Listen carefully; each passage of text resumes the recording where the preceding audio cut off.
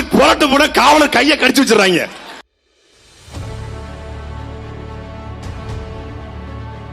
ஒரு சோம்பிஸ் கூட்டம் அது. அந்த கூட்டமும்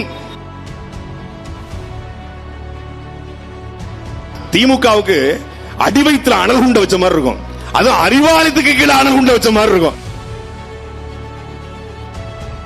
கொங்கு வெள்ளாள கவுண்டர் 1 கோடி, அது பக்கம் செட்டியார் 1 கோடி, நாட்டுக்கோட்டை செட்டியார் 1 கோடி இருக்காங்க. இப்படி ஆளாளுக்கு சொல்லுவாங்க. ஆனா உண்மையிலேயே 2 கோடிக்கு மேல இருக்கிற ஒரு சமூகம்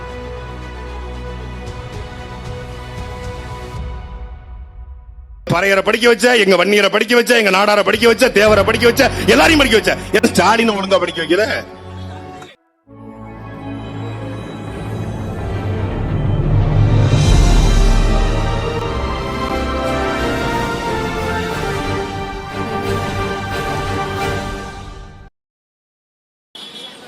The so-called intellectuals, the 2K kids, the Gen Z தலைமுறைன்னு சொல்றாங்கல்ல, அவங்களுக்கெல்லாம் ஒரு குழப்பம்.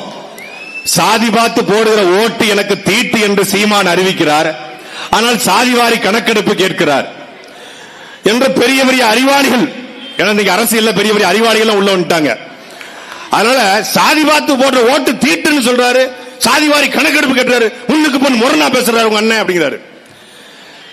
சாதிவாரி கணக்கெடுப்பு இல்லாமல் நான் சாதியை ஒழிக்கப் போகிறேன் என்று சொல்வது என்பது நெருப்பு கோழி தலையை மண்ணுக்குள்ளே புதைத்து வைத்துக் கொண்டு நான் மறைந்து விட்டேன் என்று சொல்வதற்கு சமம் என்று நான் சொல்லல, எங்க அண்ணனும் சொல்லல. 1931 ஹேகச் கட்டன் என்கிற கடைசியாக சாதிவாரி கணக்கெடுப்பை எடுத்த ஆங்கில அந்த நில அளவியலாளர் சொல்றாரு, சாதிவாரி கணக்கெடுப்பு எடுக்காமல் இந்த மக்களுக்கு எந்த விதமான நன்மையும் செய்ய முடியாதுங்கிறார். கடைசி எப்ப எடுத்திருக்கான்? 1931 எடுத்திருக்கான். 41 எடுக்கணும். 2ஆம் உலக போர் வந்துருச்சு. உலக போர்னால எடுக்க முடியல. 51 சுதந்திரம் அடைஞ்சிருச்சு, எடுக்க முடியல. அதுக்கப்புறம் வந்த எவனுக்கும் எடுக்கணுங்கிற நோக்கம் இல்ல. ஏன் நோக்கம் இல்ல? சாதிவாரி கணக்கெடுப்பு எடுத்து விட்டால் மண்ணின் பூர்வகுடி மக்கள் யார், இந்த மண்ணுக்கு புனைக்க வந்தவன் யாரு, வந்தவன் யாரு, இருந்தவன் யாருன்னு தெரிஞ்சிடும். ஒரே பிரச்சனை தான் இங்க. நம்மால மேலே ஏறினா நமக்கு கொஞ்சம் கடுப்பா இருக்கும். ஆனா மத்தவன் மேலே ஏறினா பெருமையா இருக்கும். நம்மால மேலே ஏறினா இவனுக்கு அதை பத்தி எந்த விதமான கேள்வி கேட்க மாட்டான். ஒரே ஒரு கேள்வி, தமிழ்நாட்டினுடைய அமைச்சரவையில் தமிழ்நாட்டுடைய பெரும்பான்மை சமூகம் யாருங்க? 2 சமூகம் தான். இவங்க சில பேர் வந்து தேவமாறும்பாங்க, சில பேர் கோணாக்கம் மாறும்பாங்க, சில பேர் முத்திரையர்பாங்க. முத்திரையர் 1 கோடி, தேவமாறு 1 கோடி, தேவர்லிங் கல்லர் 1 கோடி, அகமுடையார் 1 கோடி, மறவர் 1 கோடி, மறவருக்குள்ள கொண்டையங்கோட்டை மறவர் 1 கோடி, கொண்டையம் கோட்டை இல்லாத மறவர் 1 கோடி, ஆளாளுக்கு ஒன்று சொல்லுவாங்க. அகமுடையார்ல அந்த அகமுடையார், அம்பல அகமுடையார், அது ஒன்று சொல்லுவாங்க. கொங்கு வெள்ளாள கவுண்டர் 1 கோடி, அது பக்கம் செட்டியார் 1 கோடி, நாட்டுக்கோட்டை செட்டியார் 1 கோடி இருக்காங்க. இப்படி ஆளாளுக்கு சொல்லுவாங்க. ஆனா உண்மையிலேயே 2 கோடிக்கு மேல இருக்கிற ஒரு சமூகம் பறையர் சமூகம். சென்னை தொடங்கி கன்னியாகுமரி வரைக்கும் பறையர்கள் இல்லாத ஊர் கிடையாது. அதே போல பெரும்பான்மை சமூகம் நம்முடைய வன்னியர் சமூகம். வன்னியர் பறையர் 2ம் பெரும்பான்மை சமூகம். ஆனால் பெரும்பான்மை சமூகமாக இருக்கக்கூடிய ஆதி தமிழ் குடி பறையர்ல தமிழ்நாட்டு அமைச்சரவையில் எத்தனை அமைச்சர் சமூக நீதி காத்த, சாதி ஒழிக்க வந்த, ஒடுக்கப்பட்ட, தாழ்த்தப்பட்ட கீழ்நிலை மக்களை மேல தூக்க வந்திருக்க சொல்ற எவனாவது ஒருத்தன் கேட்டதுண்டா? 2 கோடி பேருக்கு மேல நாங்க இருக்கிறோம். நாங்க இல்லாத ஊர் இல்ல. நாங்க ஓட்டு போட்டதான் எவனும் ஜெயிக்க முடியும். ஆனால் எங்களுக்கு ஏன் ஒரு அமைச்சரை தவிர யாரும் இல்ல. அந்த ஒரு அமைச்சரும் 4 வருஷமா 4 முக்கள் நின்று அண்ணன் சீமான் கத்துறதுனால கிடைச்சது. அண்ணன் கோவி செழியன் அவர்களுக்கு திமுக இருக்கிற ஒரு நல்ல மனுஷன், உயர்கல்வித்துறை அமைச்சர். அது பொன்முடி தப்பு பண்ணதுனால அவருக்கு கிடைச்சிருச்சு. நாங்க போடல.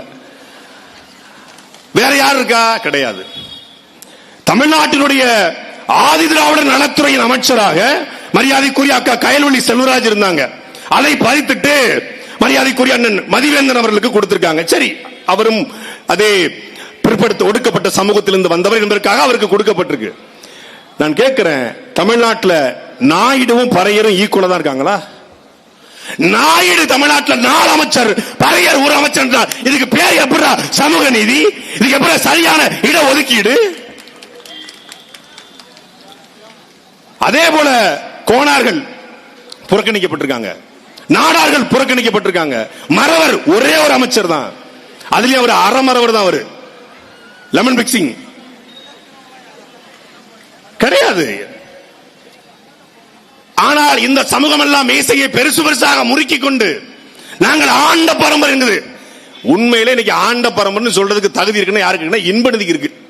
அவர் தான் ஆண்ட பரம்பரை, ஆளுகின்ற பரம்பரை. நாம ஆண்ட பரம்பரையா?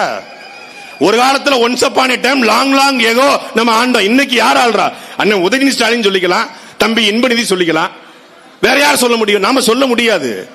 அப்ப நாம் ஆண்ட பரம்பரை அல்ல, ஆளுகின்ற பரம்பரையும் அல்ல. அதற்காகத்தான் இந்த இடஒதுக்கீடு. நீ சமூக சாதிவாரி கணக்கெடுப்புன்னு ஒண்ணு எடுத்துட்டா தேவர் எத்தனை, தேவேந்திர எத்தனை, நாடார் எத்தனை, கோனார் எத்தனை, பிள்ளமார் எத்தனை, செட்டி எத்தனை, முதலி எத்தனை, வன்னியர் எத்தனை, பறையர் எத்தனை எல்லாம் தெரிஞ்சிடும். தெரிந்து விட்டால் என்ன தெரிஞ்சிடும்? ஏன் ஆளு எதற்காக இத்தனை எம்எல்ஏ இல்லன்னு நம்ம கேட்போம், ஏன் அமைச்சரவை இல்லன்னு கேட்போம், ஏன் துணைவேந்தராக இல்லன்னு கேட்போம், ஏன் தாசில்தாரா இல்ல, ஏன் கலெக்டரா இல்ல, ஏன் ஐபிஎஸ் இல்ல, ஏன் இன்ஸ்பெக்டரா இல்ல, ஏன் போலீஸா இல்ல, கேள்வியை கேட்போம், சட்டையை பிடிச்சு கேட்போம். கேட்க கூடாது. தமிழ்நாட்டுடைய அமைச்சர்மார்கள் பிஏ யாரும் தெரியுமா? Personal secretary. ஒரு தேவேந்திர காட்டு பார்ப்போம், ஒரு நாடார காட்டுங்க, ஒரு மறவரை காட்டுங்க, ஒரு வன்னியரை காட்டுங்க. முழுக்க முழுக்க இசை வேளாளர் சமூகம் மட்டும்தான் தமிழ்நாடு அமைச்சருடைய பர்சனல் செக்ரட்டரி. இது எங்க பர்சனல் செக்ரட்டரி கிட்டே இடஒதுக்கீடு இல்லையே.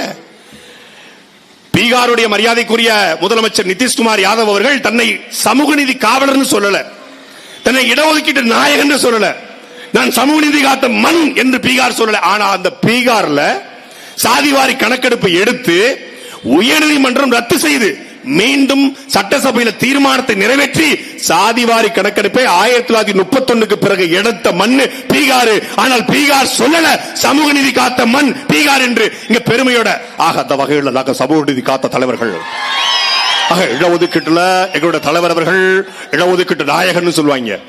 அருந்ததிய மக்களுக்கு, பறையர்களுக்கு, தாழ்த்தப்பட்ட ஒடுக்க வார்த்தையை போடுறது. யாரா தாழ்த்தப்பட்டவன்? யாரா தாழ்த்தப்பட்டவன்? தாழ்த்தப்பட்டவன் தான்டா, அவன் தாழ்ந்தவன் அல்லடா. தாழ்த்தியவன் எவன்? அதான் கேள்விங்க. இந்த கேள்வி இந்த நிலத்தில் எழுப்பிய ஒரே தலைவன் எங்களுடைய செந்தமிழன் சீமான் மட்டும்தான். அவன் பிற்படுத்தப்பட்டவன், அவன் பிற்பட்டவன் கிடையாது, பிற்படுத்திருக்கிறான். இவன ஒருத்தன் ஒடுக்கி இருக்கான். அவன் யாரு? அவன் தான் இடபிள்யூஎஸ், எக்கனாமிக்கலி வீக்கர் செக்ஷன் உட்கார்ந்திருக்கான். அவன் தான் நம்மள புறம் பிற்படுத்திட்டு, நம்மள புறம் ஒடுக்கிட்டு, நம்மள புறம் தாழ்த்திட்டு அவர் சொகசா 10 விழுக்காடு வாங்கிட்டு போயிட்டாரு. இந்த கேள்வியை எழுப்ப ஒரு ஆன்மீக தலைவர் இங்க சொல்லுவாங்க, நாங்களும் சாதிவாரி கணக்கெடுப்பு தான் கேட்கிறோம். உங்க அண்ணன் மட்டுமா கேட்கிறாரு? சரி, எங்க அண்ணன் மட்டும் கேட்கல, நீங்களும் கேட்கறீங்க. சாதிவாரி கணக்கெடுப்புனா என்ன சொல்லுங்க? சாதிவாரி கணக்கெடுப்பு என்பது சாதிவாரியா கணக்கெடுப்பது. எப்படி வக்பாரிய சட்டம் என்பது வக்பாரிய சட்டம் என்பது வக்பாரிய சட்டம் என்பதால் வக்பாரிய சட்டம். ஆகச்சிறந்த இன்டலெக்சுவல்ஸ் உள்ள வந்திருக்காங்க இங்க தமிழ்நாட்டு அரசியல். அதற்கும் சில பேர் அறிவாளிகள் புறம் போயிருக்காங்க. தமிழ்நாட்டு அரசியல ஒரு அரசியல் கட்சி கூட்டத்தில் காவல்துறை சேர் போட்டு உட்கார்ற கூட்டத்தை பாத்தீங்களா? அது நாம் தமிழர் கட்சி கூட்டத்தில் மட்டும்தான் முடியும். இங்க காவலர்கள் நிக்கிறாங்க, அவங்க கையை கட்டி நிக்கலாம். கையை கட்டி காவலர்கள் செந்தமிழன் சீமான் எப்போது பேசுவார் என்று ரசித்து பார்க்கிற ஒரு கூட்டம் அது நாம் தமிழர் கட்சி கூட்டம். அதான் அப்படிப்பட்ட கூட்டம். ஆனா இங்க மக்களுக்கு பாதுகாப்பு இல்லைன்னு போராட்டம் பண்ணா காவலருக்கும் பாதுகாப்பு இல்ல. காவலர்களுக்கு போராட்டம் போனா காவலர் கையை கடிச்சு வச்சிடறாங்க. நாங்க தான் சொல்றோம், அது அணில பார்த்து பாத்திரமா நீங்க கையாளணும் சொன்னா அது கையை கடிச்சு வச்சு. மதுபான கடை எடுத்து போராட போயிட்டு கிருஷ்ணகிரியில 4-5 அணில் குஞ்சுகள் போய் காவலரோட கையை கடிச்சு வச்சிருக்காங்க. காவலருடைய வேலை என்பது போராட்டம் பண்ண வந்தா தடுப்பது, பாதுகாப்பது அவங்களுடைய வேலை. போராடுவது உங்கள் உரிமை என்றால் அந்த போராட்டத்தை பாதுகாப்பது, அந்த மதுபான கடையை உடைச்சக்கூடாது, லாண்ட் ஆர்டர் இஷ்யூ ஏற்படக்கூடாது, ஒரு பப்ளிக் ப்ராப்பர்ட்டி டேமேஜ் ஏற்படக்கூடாது, தடுப்பது காவலர் வேலை. தமிழ்நாட்டில் என்னைக்காவது எங்களை எத்தனை வழக்கு, 240 வழக்கு வலசரவாக்கம் காவல் நிலையத்துறை அண்ணன் சீமானை அழைத்துக் கொண்டு போய் அவ்வளவு அவமானப்படுத்த காவல்துறை நினைத்தது. 240 வழக்கு, குண்டர் சட்டம், என்எஸ்ஏ, என்னைக்காவது நாம் மகிழ்ச்சி பிள்ளை ஒரு நாள் ஒரு காவல்துறையின் சட்டப்பைய பிடிச்சிருப்பான் என்கிற செய்தி உண்டா? அதாண்டா ஒழுக்கமான தலைவனின் வளர்ப்பு. சினிமால பஞ்சலாக பேசி பேசி பழக்கப்பட்டு போலீஸ் பெரியவரா அப்படி பேசி பேசி பழக்கப்பட்டவனுடைய ஆளுக்கிற இன்னைக்கு கையை கடிச்சிருக்காங்க. அடுத்தடுத்தவங்க முன்னேறி போவாங்க, தொண்டையை கடுப்பாங்க. இது ஒரு சோம்பிஸ் கூட்டம். அது அந்த கூட்டமும் இந்த உளுந்தூர்பேட்டையில் இருந்தா அவர்களுக்கும் சேர்த்துத்தான் இந்த சாதிவாரி கணக்கெடுப்பு, அவர்களுக்கும் சேர்த்துதான் இந்த இடஒதுக்கீடு, அவர்களுக்கும் சேர்த்தா இந்த பஞ்சம நில மீட்பு. பஞ்சமி நிலத்தை மீட்கணும்னு சொன்னா திமுகவுக்கு அடி வயிற்றுல அனல் குண்ட வச்ச மாதிரி இருக்கும். அதுவும் அறிவாலயத்துக்கு கீழே அனல் குண்ட வச்ச மாதிரி இருக்கும். ஏன்னா அறிவாலயமே பஞ்சமி நிலத்துல தான் இருக்கு. அப்ப எங்க இருந்து மீட்கிறது? முதல்ல அங்கிருந்து தொடங்க வேண்டியிருக்கு. ஐயோ இவங்க ஏன் பதறாங்க? நாம் தமிழர் கட்சி ஆட்சிக்கு வந்துடக்கூடாதுன்னு ஏன் பதறான்னா, முதல்ல கை எங்க வைப்பாருன்னு தெரியும்ல. முதல் நாள் முதல் கையெழுத்து அறிவாலயத்தில் தான் போடுவாரு. அறிவாலயத்தில் லேண்ட் எடுப்பா முதல்ல, அதை அங்கிருந்தா தொடங்கும். அதான் அவங்க ரொம்ப பதறாங்க. தமிழ்நாடு முழுக்க 12 லட்சம் ஏக்கர். இந்த 12 லட்சம் ஏக்கரும் பறையர் சமூக மக்கள்கிட்ட இருந்திருந்தா எவனும் பறையர் சமூக மக்களுக்கு நாங்க தான் படிக்க வச்சோம், நாங்க தான் பறையருக்கு பேண்ட் ஷர்ட் போட்டு கொடுத்தோம், நாங்க தான் பறையருக்கு தோல்ல துண்டு போட்டோம், நாங்க தான் பறையருக்கு தனி சுடுகாடு வாங்கி கொடுத்தோம், நாங்க தான் பறையருக்கு சமாதானபுரம் கட்டி கொடுத்தோம். ஒரு மயிரும் தேவலடா, நீ என்ன சமாதானபுரம்? இந்த ஊருக்கு பெரியார் சமாதானபுரம் கட்டினாங்க. என்ன இருக்காங்க? எரும மாடு படுத்து கிடக்கு. பெரியார் சமாதானபுரத்துல சமத்துவபுரம், பெரியார் சமத்துவபுரத்தில் என்ன இருக்கு? ஊருக்கு வெளியே, ஊருக்குள்ள ஊருக்கு பக்கத்தில் இருந்த என்னுடைய சொந்த சகோதரனை ஊருக்கு வெளியே ஒன்று தூக்கி தூர மாட்ட. அதான்டா உன்னுடைய சாதி வெறி. சமத்துவபுரம் அல்லது அது சமத்துவம் இல்லாத புறம். நீ கொள்ளையடிப்பதற்கு அதுல ஒரு 100 வீடை கட்டி கொள்ளையடிச்சிருப்பாங்க. சமத்துவபுரம் அப்படி தேவையில்லை. நீ நிலத்தை கொடு, நாங்க அறிவாலயத்தை விட பெரிய பெரிய அறிவாலயத்தை நாங்க கட்டிக்கிறோம். பறையர்கள் பண்ணையாரா மாறிடக்கூடாது. மாறினா என்ன பண்ணுவான்? அவன் திமிருவான். ஏற்கனவே மரபணுக்குள்ள வீரம் இருக்கு. ஒவ்வொரு பறையரி மரபணுக்குள்ளையும் வீரம் இருக்கு. ஏன்னா அவன் தான் முதல் குடி, தாய் குடி. இப்போ நான் மூணாவது ஆளு நானே இந்த ஓடு போடுறேன்னா முதல் எந்த ஓடு போடுவான்? புரியுதா உங்களுக்கு? இப்ப நான் இந்த போடு போடுறேன், எங்க அண்ணன் இந்த போடு போடுறாப்ல, மூத்தவன் அவர் அந்த போடு போடும். அது மாதிரி பறையர் குடி என்பது தாய் குடி, ஆதி குடி எந்த போடு போடும்? ஏன்னா வீரம் இருக்கு. அப்ப வீரம் இருப்பதனால் அவன் கிளந்திரக்கூடாது, அவன் நிமிந்திரக்கூடாது. அப்ப என்ன பண்ணணும்? அவன் அடிமையா இருக்கணும். நிலம் கையில இருந்தா அவன் அடிமையா இருக்க மாட்டான். பறையர்கள் அடிமையா இருந்தா மட்டும்தான் நாங்கள் தான் பறையரை படிக்க வச்சோம் என்று சொல்லி வாக்க பறிக்க முடியும். என்னடா நீ படிக்க வச்ச? முதல்ல நான் கேட்கிறேன், ரெட்டமலை சீனிவாசனும் எங்க தாத்தா அயோத்தாச பண்டிதரை விட கல்வியாளர் தமிழ்நாட்டை யாருன்னு காட்டுறா? எங்கள் தாத்தங்களை விட.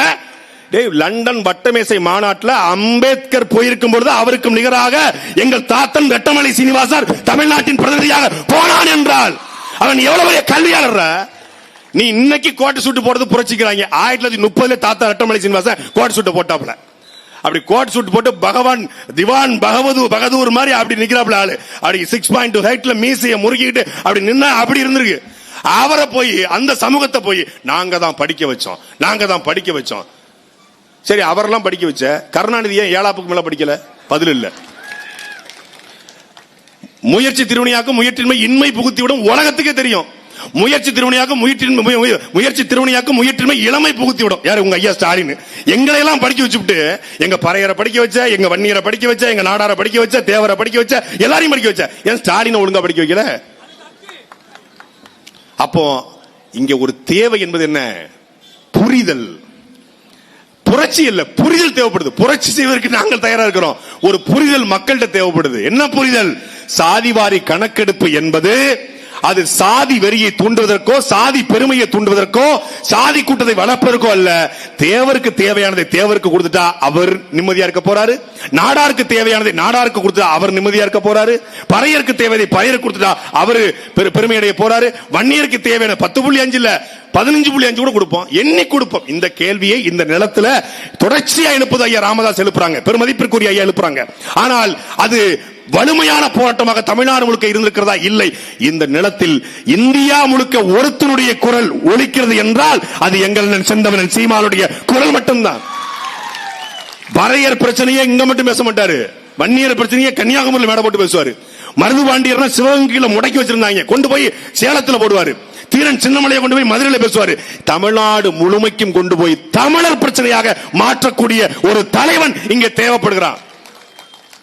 அதை விட்டுட்டு இந்த பிளாஸ்ட் வேற லெவல் ப்ரோ, வெறித்தனம் ப்ரோ அப்படின்ட்டு போனன்னு வை, மீண்டும் ஒரு கேடுகட்ட ஆட்சிட்ட மாட்டிட்டு நாம் சிக்கி தவிப்பதை யாராலும் தவிர்க்க முடியாது. ஏற்கனவே ஒரு துண்டு சீட்டு மாட்டிக்கிட்டு தமிழ்நாடு 50 வருஷமா தத்தளிச்சு நிக்குது. இப்போ ஒரு A4 சீட்டு வந்திருக்கு. தன் மக்களுடைய பிரச்சனையை மனசிலிருந்து பேச முடியாதவன் தலைவனாக இருக்க முடியாது. தமிழ்நாடு மட்டுமல்ல, உலகத்தின் அனைத்து பிரச்சனைக்கும் இந்த 15 ஆண்டுகள்ல குரல் கொடுத்த ஒரே தலைவன் சத்தியம் மட்டும் சொல்ல முடியும், எங்க அண்ணன் சீமான். நீ சொல்லு, எந்த பிரச்சனைக்குள்ள? ரோஹிங்கியாக்கு பேசலையா? இஸ்ரேல் பாலஸ்தீன பிரச்சனைக்கு பேசலையா? உலகத்தில் எங்க எவன் அடிபட்டாலும் முதலில் ஒரு குரல் எழும். அது தமிழர் நிலத்திலிருந்து சென்றவன் சீமானுடைய குரல் எழும். நாங்களும் போராட்டம் தான் பண்றோம். நாங்களும் போராட்டங்கிறது வீட்டுக்குள்ள வந்து பண்றல தம்பி, வெளியே வந்து பண்ணணும். ஒரே ஒரு வழக்கு போட்டாங்க. ஒத்த வழக்குக்கு எடுத்தே பாரு ஓட்டம்னு போலீஸ் ட்ரெயினிங்ல கூட யாரும் ஓடணும்னு ஓடி போயிட்டான். இந்த நிலத்துல சீமானை தவிர வேற யாருக்காவது 250 வழக்கு போட்டு இவ்வளவு பெரிய கூட்டத்தை கூட்ட ஸ்ட்ரென்த் இருந்தா சத்தியமா 2 சீட்டுக்கு திமுக அடங்கு போயிருப்பான். நீங்க மனசாட்சி சொல்லுங்க. இந்த உளுந்தூர் பட்டியல காசு கொடுக்காம, கோட்டர் கோழி பிரியாணி கொடுக்காம இப்படி ஒரு கூட்டத்தை யாராவது எந்த கட்சியாவது கூட்ட முடியுமா? வாய்ப்பே கிடையாது. உளுந்தூர்பேட்டை சொல்லும் போது ஒரு செய்தியை பேசாம போக முடியாது. உளுந்தூர்பேட்டைக்கு நீண்ட காலமாக பேருந்து நிலையம் இல்லைன்னு சொல்லி, ரொம்ப நாளா பேருந்து நிலையம் இல்லைன்னு சொல்லி மக்கள் எல்லாம் கோரிக்கை வச்சிருக்காங்க. ஏன்னா பேருந்து வந்து வரிசையா வந்து நிக்குது, அதனால மக்கள் ஏறி போறதுக்காக பேருந்து நிலையம் அமைக்கணும். உளுந்தூர்பேட்டை பேருந்து நிலையத்தை சரி பண்ணணும். ஆனா பேருந்து நிலையத்துக்கு உளுந்தூர்பேட்டையில இருந்து 15 கிலோமீட்டர் தொலைவில் சம்பந்தமே இல்லாம ஒரு காட்டுக்குள்ள 8 ஏக்கர் இடத்தை அரசாங்கத்துக்கு கொடுத்துட்டு சுத்தி 150 ஏக்கர் இடத்தை வளைச்சு போட்டுக்கிட்டு இந்த திமுக கும்பல் ஒரு பேருந்து நிலையத்தை அமைக்குது. ஏன்? கலைஞர் கருணாநிதி பேருந்து நிலையம் பேர் வச்சுட்டா திமுக குடும்பத்தை ஏமாத்திரலாம். 8 ஏக்கர்ல பேருந்து நிலையம் கட்டி மொத்த ஏக்கரையும் தன்வசப்படுத்தி ரியல் எஸ்டேட் தொழிலை செழிக்க வைப்பதற்காக ஒரு கும்பல் நிக்குது. சீமானும் அவன் தம்பிகளும் இருக்கிற வரை அந்த பேருந்து நிலையம் கலைஞர் கருணாநிதி பேருந்து நிலையம் வரப்போறது இல்ல. அப்படியே நீ பேர் வச்சாலும் நாங்கள் வந்த பிறகு ஒவ்வொரு பேரும் தமிழர் நிலத்திற்காக போராடிய எங்கள் முன்னோர்களுடைய பெயராக மாற்றப்படும். மொத்தமா தமிழ்நாட்டுக்கு கருணாநிதி நாடுன்னு பேர் வச்சிருங்களேன், வேலை மிச்சமாயிரும்ல. ஏன் தனித்தனியா நீங்க வந்து வச்சிட்டு இருக்கீங்க? பள்ளிக்கூடத்துக்கு, பஸ் ஸ்டாண்டுக்கு இப்படி வச்சுக்கிட்டு இருக்குது. மொத்தமா கருணாநிதி நாடு வச்சு நாங்க கம்முன்னு படுத்துக்க போறோம். அப்ப இது எல்லாத்தையும் மாத்தணும்னா இங்க ஒரு மிகப்பெரிய ஆட்சி மாற்றம் தேவைப்படுது. கூடி நிற்கிற ஒவ்வொருத்தரும் ஒரு 10 பேரை திரட்டி நின்றால் நிச்சயமாக 2026 நாம் தமிழர் கட்சி மிகப்பெரிய அளவிலே அதிகாரத்தை நோக்கி விரையும்.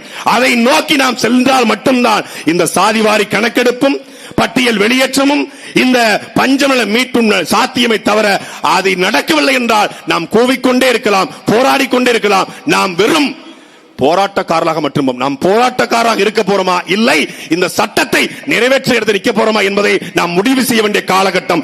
மக்கள் மன்றத்திலேயே இப்படி பேசுறோம்னா சட்டமன்றத்தில் எப்படி பேசுவோம் என்பதை நினைவில் வைத்துக் கொண்டு, என் மரியாதைக்குரிய மக்கள், இந்த தொகுதியிலே வாழக்கூடிய மக்கள், நீங்கள் நாட்டிலே விவசாயி, நாட்டில் விஞ்ஞானி தோற்கலாம், பொறியாளன் தோற்கலாம், மருத்துவர் தோற்கலாம், ஏன் இந்த நாட்டை ஆளக்கூடிய பெரும் அறிஞர்கள் எவனும் தோற்கலாம். ஆனால் சோடு போடுற விவசாயியை தோற்க கூடாது. அப்படி விவசாய சின்னத்திருக்கிற உங்கள் பிள்ளைகளை ஆதரித்து நிற்பது மட்டுமே ஒரே முடிவு என்று சொல்லி விடைபெறுகிறேன். நன்றி, வணக்கம். நாம் தமிழர்.